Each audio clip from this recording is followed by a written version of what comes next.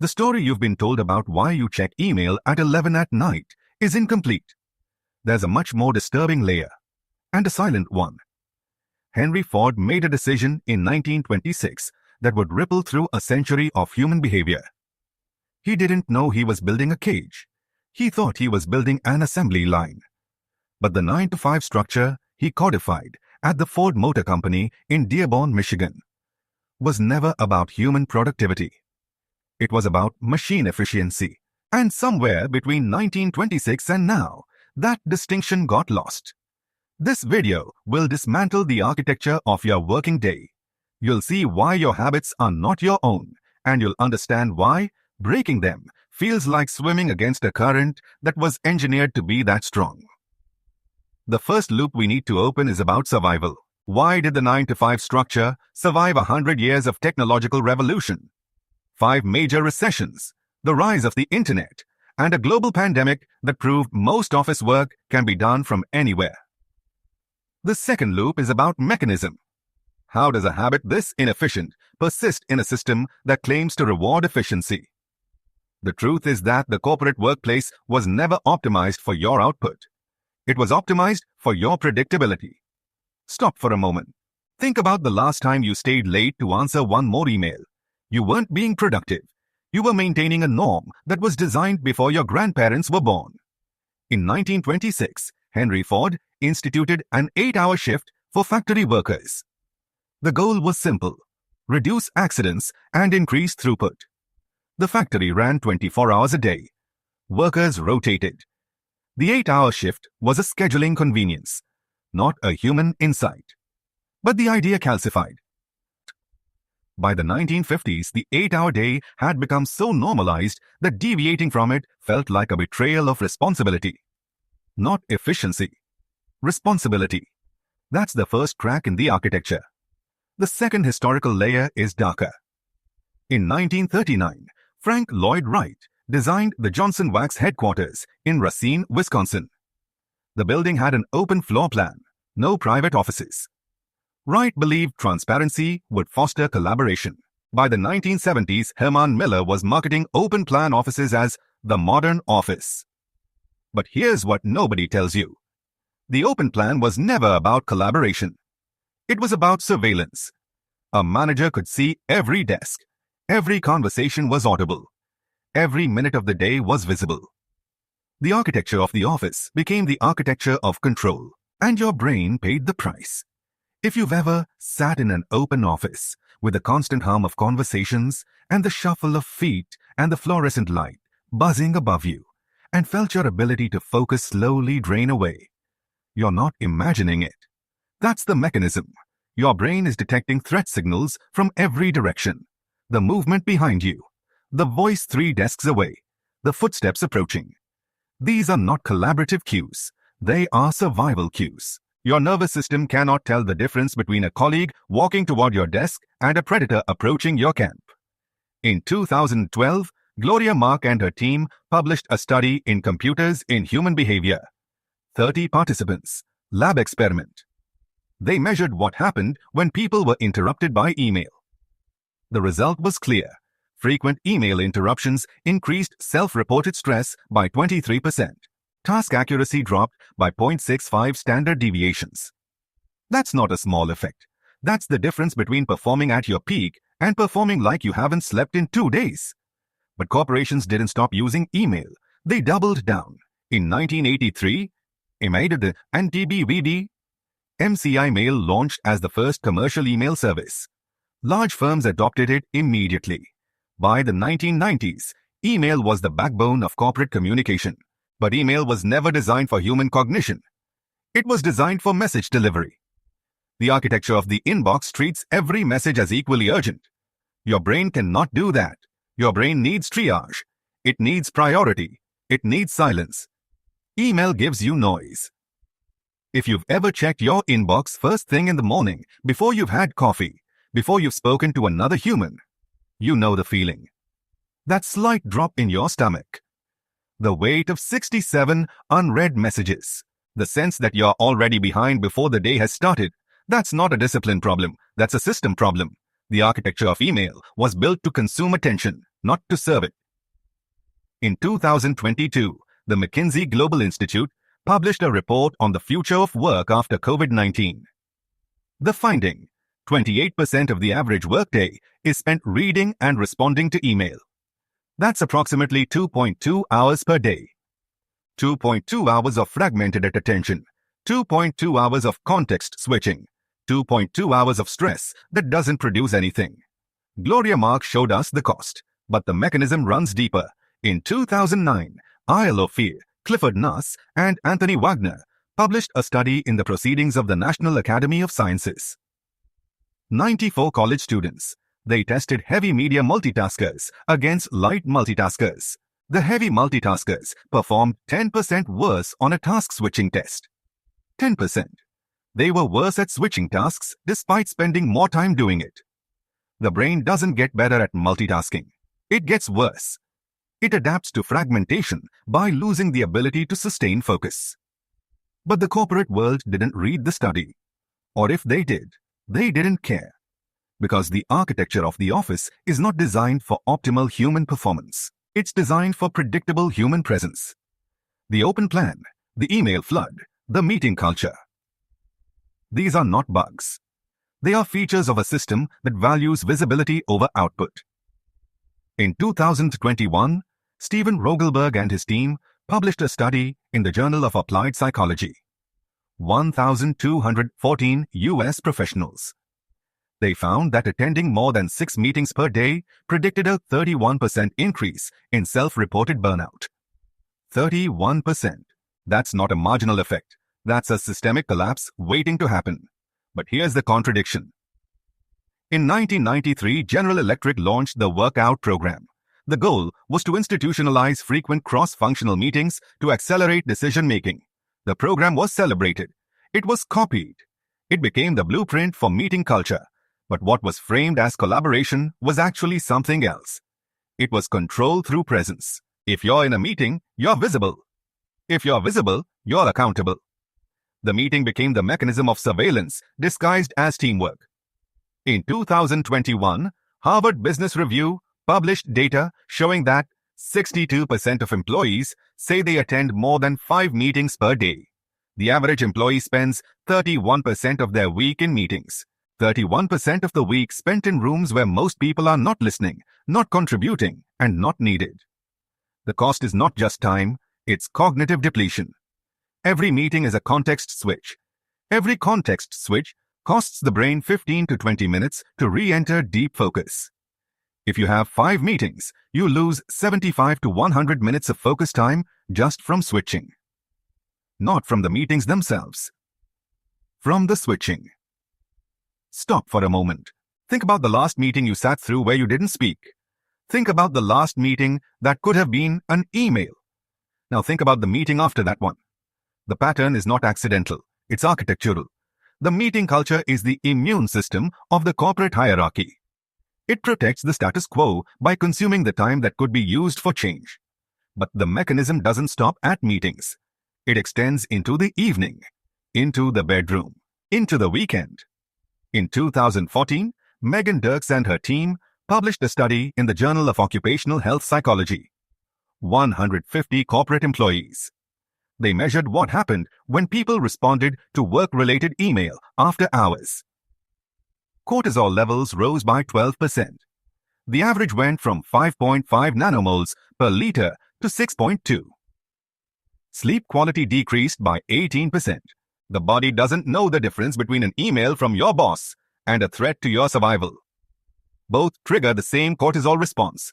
Both wake the same stress pathways. In 2007, the iPhone launched.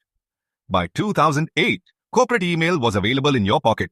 The always-on norm was born, not because of a policy change, not because of a productivity study, because the technology made it possible, and the corporate culture made it expected. In 1978, Edgar Schein published Organizational Culture and Leadership. He defined corporate culture as a pattern of shared basic assumptions. Assumptions that are taught to new members as the correct way to perceive, think, and feel. The always-on norm is such an assumption. It was never written down. It was never debated. It was simply absorbed. The expectation that you check email at 9 at night. The expectation that you respond to messages on Sunday. The expectation that you're always available. These are not explicit rules. They are cultural reflexes. The architecture of the always-on norm is so embedded that it feels like gravity. If you want to keep decoding these invisible systems that shape your days, consider subscribing to the channel. And leave your like to help others find this hidden map. Every subscription is a step towards seeing the cage for what it is. In 2020, Catherine Lee and her team published an fMRI study in Nature Human Behavior. 45 participants. They measured the brain's response to smartphone notifications. The result: receiving a notification triggered a dopaminergic response in the ventral striatum, comparable to a small monetary reward. The effect size was 0.48. Your brain treats a notification like a reward. That's why you check. That's why you can't stop. The architecture of the notification system was built to hijack your reward pathways. And it works. But here's the trap. The same system that rewards you for checking also punishes you for not checking. If you miss an email, you miss a deadline. If you miss a message, you miss an opportunity. The always-on norm creates a state of chronic low-grade anxiety. You are never fully present because you are always waiting for the next notification. In 2022, John Tragakos and his team published a study in Organizational Behavior and Human Decision Processes. 212 remote workers. They found that Zoom fatigue was linked to a 19% rise in self-reported mental exhaustion after more than 2 hours of consecutive video meetings. The mechanism is not just screen time. It's the constant need to perform attention. In a physical meeting, you can look away. You can stare at the wall. In a video call, you must look at the camera. You must appear engaged. The cognitive load of appearing engaged is higher than the cognitive load of actually engaging. If you've ever ended a day of back-to-back video calls feeling more exhausted than a day of physical labor, you're not weak. You're experiencing the cost of continuous self-monitoring. The brain is not designed to perform social presence for 8 hours straight. It's designed for bursts of interaction followed by silence. The architecture of the meeting culture ignores this. In 1998, Robert Baumeister and his team published a study in the Journal of Personality and Social Psychology. 30 participants. Lab experiment. They measured what happened when people had to repeatedly resist temptation. The result? Repeated acts of self-control depleted ego strength. Subsequent task performance dropped by 15%. The brain has a finite resource for resisting impulses. Every time you resist checking your phone, every time you resist speaking in a meeting, every time you resist leaving early, you drain that resource. By the end of the day, you have nothing left. The mechanism of ego depletion reveals that your exhaustion is not weakness. It's a feature of the design. If this kind of dismantling resonates with you, subscribe to stay with this journey of uncovering the architecture beneath everyday life. And if this video has opened a crack in your perception, leave your like so the algorithm connects more people to this decoding. The corporate day is designed to drain you. The open plan drains your attention. The email flood drains your decision-making. The meetings drain your social energy. The after-hours expectations drain your recovery. By Friday, you are empty. By Monday, you are expected to be full again. This is not a bug. This is the architecture. In 1979, Harvey Mackay published The 100-Year Business Plan. In 1985, he published The Art of Networking. These books framed deliberate relationship building as essential for career advancement. Networking became a skill, a required activity. But networking is also a trap. It creates the expectation that you must always be building relationships, always be selling yourself, always be performing. The need to build networking into a corporate skill came from the same place as the open plan and the meeting culture. It came from the assumption that presence equals value. If you are not visible, you are not contributing. If you are not networking, you are not advancing. The architecture of corporate advancement rewards visibility over substance, and visibility is exhausting. But here's where the story twists. In 2020, when the pandemic sent millions of workers home, something unexpected happened. Productivity didn't collapse. It stayed the same. In some sectors, it increased. The architecture of the office was revealed as optional, not necessary. Optional. The remote work experiment of 2020 proved that most office work does not require an office. It does not require the open plan. It does not require the commute. It does not require the constant meetings. It does not require the after-hours email. The architecture was a choice, not a necessity. And yet, by 2022, most corporations were demanding a return to the office. Why? If the work was done at home, if productivity was maintained, if employees were happier, why force them back? The answer is the survival loop. The architecture of the office is not about productivity. It's about control. It's about the assumption that if you cannot see your employees, they are not working. It's about the belief that presence equals value. It's about the fear that if workers have autonomy, they will squander it. In 1978, Schein defined corporate culture as shared assumptions. The assumption that work requires presence is one of those. It's not based on data. It's based on tradition. It's based on the 1926 factory shift. It's based on the 1939 open plan. It's based on the 1983 email. It's based on the 1993 meeting culture. It's based on the 2007 smartphone. Each layer reinforced the assumption. By 2023, the assumption had become invisible. It was no longer questioned. It was simply lived. If you've ever felt guilty for not replying to an email on Sunday, you're not failing. You're living inside an architecture that was built before you were born. An architecture designed for machines, not for humans. An architecture that treats attention as infinite, that treats rest as weakness, that treats presence as proof. But an architecture can be seen, and once it is seen, it can be changed. The survival loop of the corporate habit has one weakness. It depends on your belief that it's necessary. Once you see that the open plan is a surveillance tool, not a collaboration tool, you can choose a different space.